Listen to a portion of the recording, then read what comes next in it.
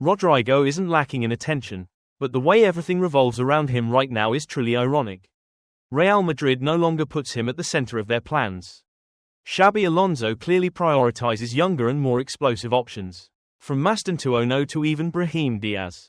In the LaLiga opener, when everyone thought Rodrygo would at least make an appearance, he quietly sat on the bench, waiting for some tactical explanation, but people understood that his position had already become an open question. And yet, the paradox is that plenty of clubs still want Rodrygo. Liverpool are eyeing him as a potential replacement for Luis Díaz. Tottenham even tried to put a price tag of €100 million. Arsenal also made a move when Kai Havertz got injured. Well, that was just how it used to be. But Arsenal chose Ez because the Rodrigo deal was taking too much time.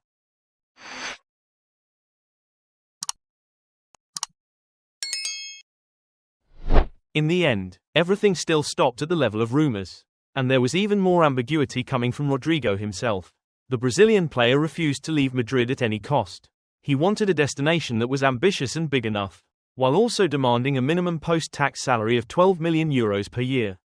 That was nothing short of a challenge to the clubs approaching him. Even when Spurs showed determination, Rodrigo considered it a downgrade. At Madrid, he couldn't secure a starting spot. But when leaving, he set the bar too high, and as a result, every deal stalled. In other words, he turned himself into someone stuck at a crossroads, with both paths shrouded in uncertainty. Real wanted to sell, but no offer was attractive enough.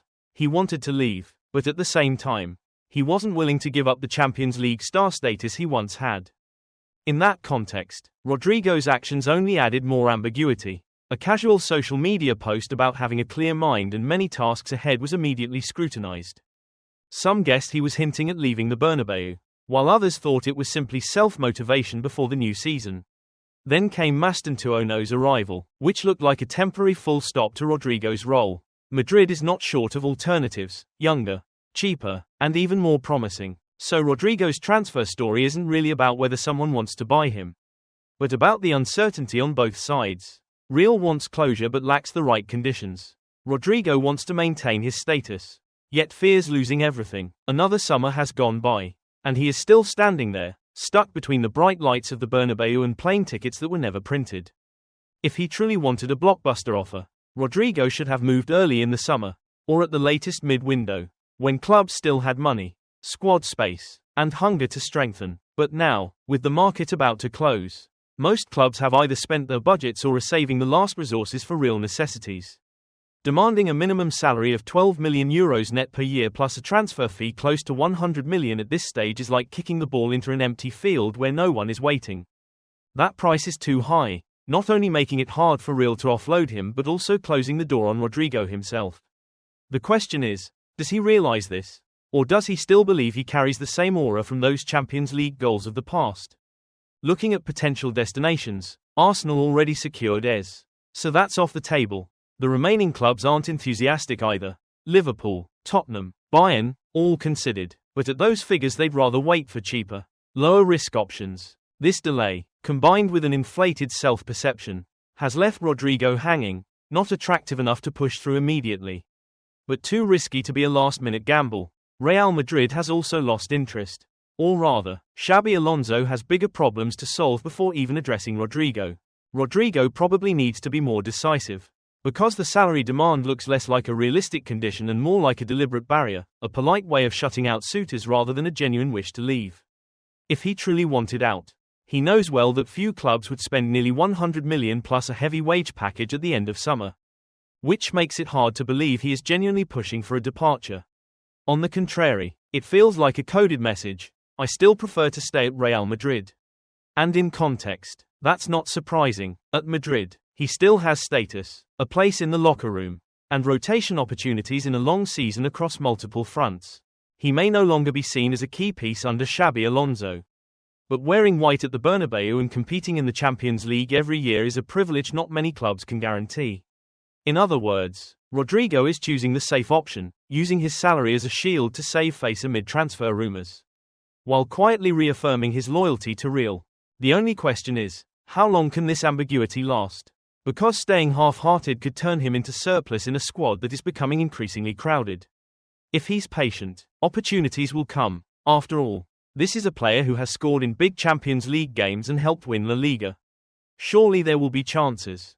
But time is unforgiving. The transfer window won't wait for one player. With the World Cup scheduled at the end of the season, competition will be even fiercer. Clubs will scrutinize every penny, seeking reliable impact players, not gambles. Rodrygo is still young at 24, with time to turn his career around.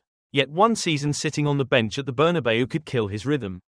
And without form, how can he secure a starting spot for Brazil, especially when just one more World Cup could define his career? So yes, the doors are still open, but the transfer clock keeps ticking. If he chooses to wait, he must accept the risk that the door may slam shut before he steps through. The football world has changed. Gone are the 2014-2018 days when Real Madrid and Barcelona ruled Europe's peak.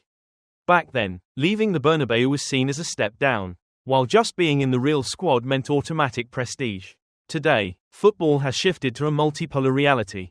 Real Madrid is still strong, still magnetic with its history and global brand. But they no longer reign alone. The Premier League now holds the real power, and the financial explosion to back it up. Manchester City under Pep Guardiola has turned into an almost unstoppable machine. Liverpool under Arne Slot are also rebuilding an empire with both squad depth and a modern style of play. And even in other competitions, Bayern Munich, PSG, and Inter Milan are also strong enough to compete on equal terms in the Champions League. In that context, Rodrygo leaving Madrid for another club no longer means giving up gold. Sometimes it could be the chance to build his own. If he joined Liverpool, Rodrygo would immediately step into a flank that lacks stability. He would almost certainly become a starter, playing 50 to 55 matches a season, enough to regain peak form and prove his true stature. No more coming off the bench in big games. Instead, he would be a key figure in the attacking system. If he chose Manchester City, the challenge would be tougher, but the rewards even greater.